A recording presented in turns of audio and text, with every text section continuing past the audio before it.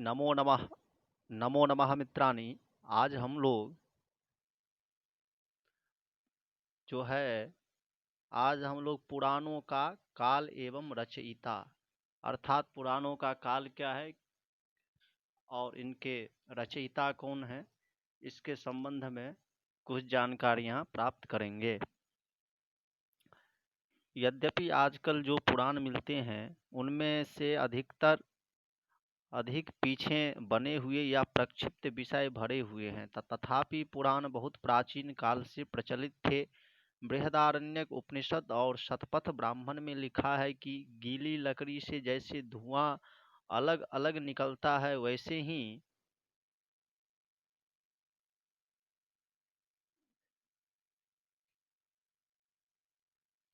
ही महानुभूत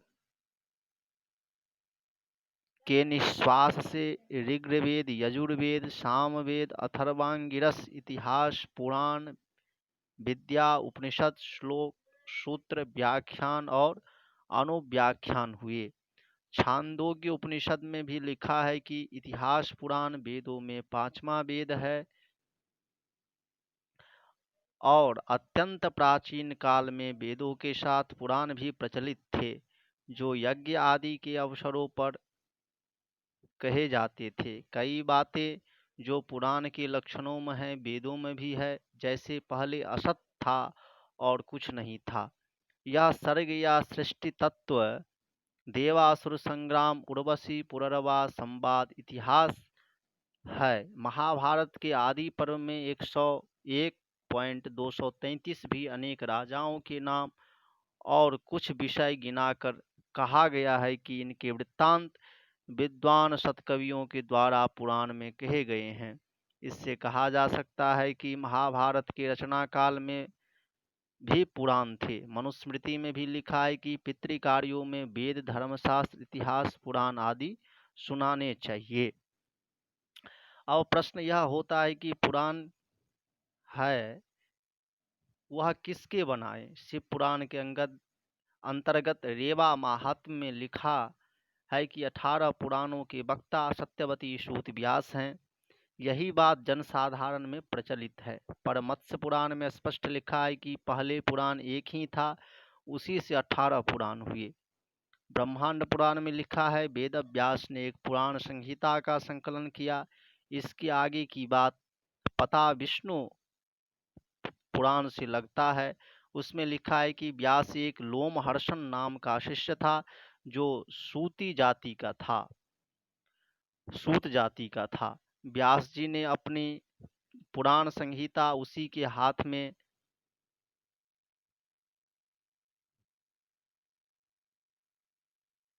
दी। लोमहर्षण के 6 शिष्य थे: सुमति, अग्नि, वर्चा, मित्रायुष, सांस, वैशंपायन, अकृतवर्ण और सावर्णी। इनमें से अकृतवर्ण, सावर्णी और सांसपायन ने लोमहर्षण से पढ़ी हुई पुराण संहिता के आधार पर एक एक संहिता बनाई।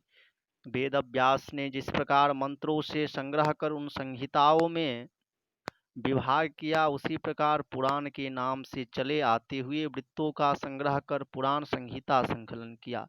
उसी एक संहिता को लेकर सूत के चेलों के 3 और संहिताएं बनाई। इन्हीं संहिताओं के आधार पर 18 पुराण बने होंगे। मत्स्य, विष्णु, ब्रह्मांड आदि सब पुराणों में ब्रह्म पुराण पहला कहा गया है। पर जो ब्रह्म पुराण आजकल प्रचलित है वह कैसा है, यह पहले कहा जा चुका है। जो कुछ हो यह तो ऊपर लिखे प्रमाण से सिद्ध है कि 18 पुराण वेदव्यास के बनाए नहीं हैं। जो पुराण आजकल मिलते हैं उनमें विष्णु पुराण, ब्रह्मांड पुराण रचना औरों से प्राचीन जान पड़ती है। विष्णु पुराण में भविष्य राजवंश के अंतर्गत गुप्त वंश के राजाओं तक का उल्लेख है। इससे वह प्रकरण ईसा की 6ठी शताब्दी के पहले का नहीं हो सकता। जावा के आगे जो बाली द्वीप है वहाँ हिंदुओं के पास ब्रह्मांड पुराण मिला है। इन हिंदुओं के पूर्वज ईसा की 5वीं शताब्दी में भारतवर्ष में पूर्व के द्वीपों में जाकर बसे थे। बाली वाले ब्रह्मांड पुराण में भविष्य राजवंश प्रकरण नहीं है। उसमें जन्मेजय के प्रपौत्र अधिसीम कृष्ण तक का नाम पाया जाता है। यह बात ध्यान देने की है कि इसमें प्रकट होता है पुराणों में जो भविष्य राजवंश है वह पीछे से जोड़ा हुआ है। यहाँ पर ब्रह्मांड पुराण की जो प्राचीन प्रतियां मिलती है, देखना चाहिए कि उनमें भूत और वर्तमान कालिक क्रिया का प्रयोग कहाँ तक है। भविष्य राजवंश वर्णन के पूर्व में उनके ये श्लोक मिलते हैं उनमें ये श्लोक मिलते हैं। तस्य पुत्रः शतानीको बलवान् सत्यविक्रमः ततः शूर्तशतानीकं विप्रस्तमभ्यसेचयन् पुत्रोऽश्वमेधदत्तो भूत शतानीकस्य वीर्यवान् पुत्रोऽश्वमेध दत्ताद्वौ जातः परपुत्रजयः अधिसीमकृष्णो धर्मात्मा सम्पतोऽयं महायशाः यस्मिन् प्रशासति मही युष्माभिरीदमाहृतं दुरापं दीर्घसत्रं वै त्रीणि द्वदर्शानि पुष्करं वर्षद्वयं कुरुक्षेत्रे दिशद्वत्या द्विजोत्तमाः। अर्थात उनके पुत्र बलवान और सत्य विक्रम शतानीक हुए। पीछे शतानीक के पुत्र ब्राह्मणों ने अभिषिक्त किया। शतानीक के अश्वमेध दत्त नाम का एक वीर्यवान पुत्र उत्पन्न हुआ। अश्वमेध दत्त का पुत्र परपुरजय धर्मात्मा अधिसीम कृष्ण है। यही महाशय आजकल पृथ्वी का शासन करते हैं। इन्हीं के समय में आप लोग ने पुष्कर में 3 वर्ष का दशतवती के किनारे कुरुक्षेत्र में 2 वर्ष तक का यज्ञ किया है। उक्त अंश से प्रकट है कि आदि ब्रह्मांड पुराण अधिसीम कृष्ण के समय बना।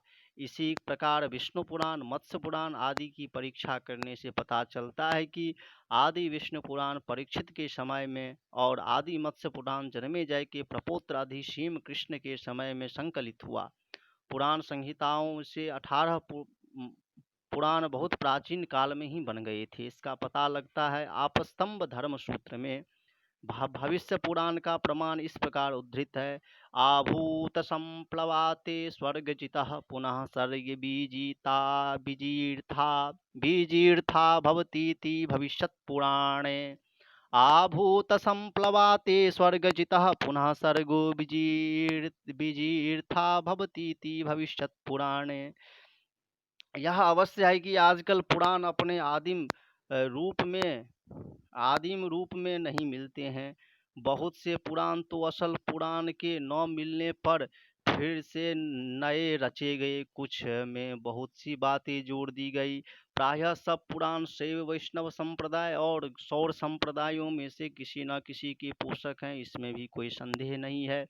विष्णु, रुद्र, सूर्य आदि की उपासना वैदिक काल से ही चली आती थी। फिर धीरे धीरे कुछ लोग किसी एक देवता को प्रधानता देने लगे, कुछ लोग दूसरे को। इस प्रकार महाभारत के पीछे ही संप्रदायों का सूत्रपात हो चला। पुराण संहिताएं उसी समय बनी, फिर आगे चलकर आदि पुराण बने, जिनका बहुत कुछ अंश आजकल पाए जाने वाले कुछ पुराणों के भीतर है।